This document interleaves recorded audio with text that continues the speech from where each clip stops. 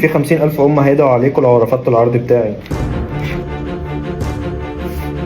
شاركس، لو حد جه قال لك انا هخلي قيمه فلوسك 3 أو 4 اضعاف، هتقول الراجل ده نصاب او بيعمل غسيل اموال. لكن انا جاي لكم بفكره حققت نجاحات كبيره السنين اللي فاتت وقدرت تثبت كفاءتها، الا وهي دعوات الام.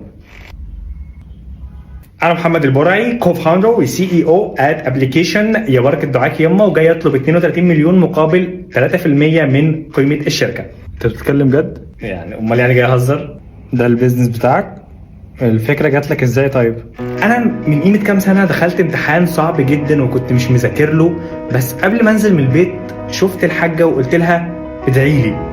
عايز اقول لكم ان انا جبت الدرجه النهائيه في الامتحان ده، ومن هنا جات لي فكره الابلكيشن.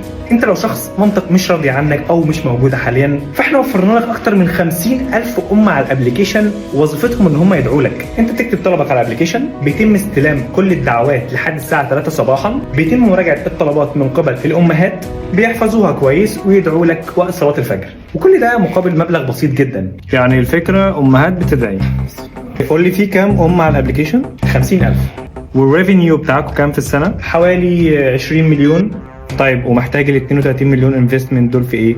ساعتك لو دخلت دلوقتي معايا انفستور، ال 32 مليون دول انا مش هحطهم في جيبي، دول عشان يغطوا تكاليف الحج او العمره اللي هنسفر الامهات ليها عشان الدعوات تكون مستجابه اكتر. ده غير اقامه دايمه في ماليزيا عشان الدنيا بتمطر هناك معظم السنه، فالسماء بتبقى مفتوحه فالدعوات تبقى مستجابه.